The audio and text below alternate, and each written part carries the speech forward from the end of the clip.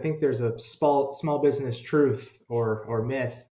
You know, everyone always talks about in small business how relationships matter, but the majority of people just want the lowest bid or the cheapest price. Can you speak to betting on relationships and putting price aside, and why that's worked for you in the long term? Sure, price isn't everything. If you're going to be successful in anything that you do, it's not always about price. It's about the people that you're dealing with. It's about the confidence that you have in the people that you're dealing with. And kind of goes back to what you said too earlier, which was that hotel that we did in Pittsburgh together. When you went to them and you were basically, that was our first big project together. And you went back to the owner, and the owner said, "Really? They're in Virginia. Like, how are they going to be able to do this?" And you said, "Don't worry about it. They got this. These guys can do this."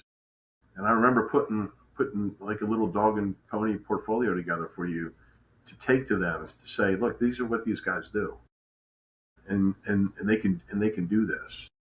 And it's that relationship that has blossomed for us for, like you said, 6 years now. And so it's not always about price. Price isn't always everything. Saving $2,000 on a project that you're going to have $10,000 worth of headaches for isn't worth it. And I'm going to tell you, I'm not. I'll tell anybody, we're not the cheapest guy in town. But you're not paying for just a product. You're paying for a relationship that's going to allow you to do your job and make it easier in the long run.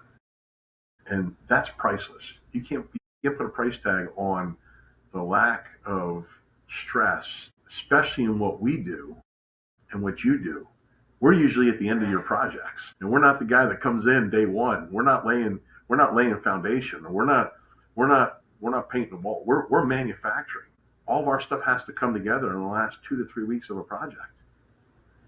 And so if you go the cheap route with somebody that doesn't understand that, because they don't, to them it's a job, then you're not going to get the same results. Perfect example. We just finished a project with you guys up in Rochester, New York, and on that project, we get a phone call or an email from Misha that said, "Hey, we need some stain. We need to do a little bit of touch up on this, and can you send us some stain?" And she said, "We have a walkthrough on Monday." And this was like a Wednesday. And I said, "Sure."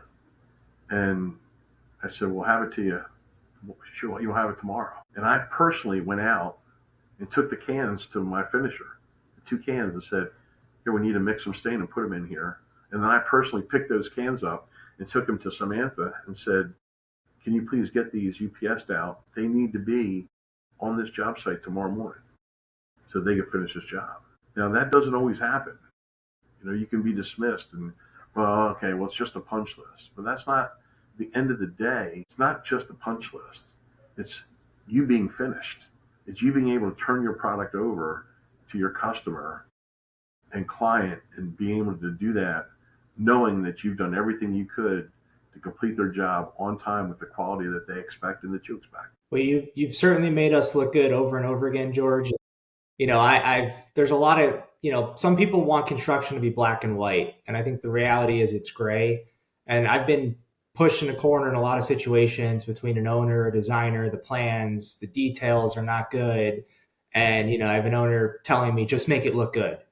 And you are one of the few people of any trade that I work with that I know I can go to George and I said, "George, we just need to make it look good," and I know that you're going to know how to make it look good.